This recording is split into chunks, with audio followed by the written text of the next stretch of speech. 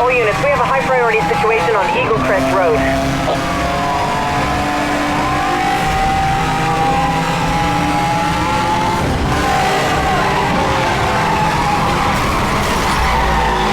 I got him. Going to drop in.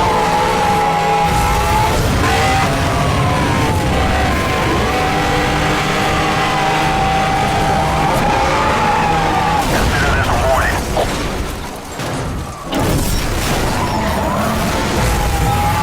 Spike strip deployed. Roger that, 1073 approved. Roadblock units deploying directly ahead of you.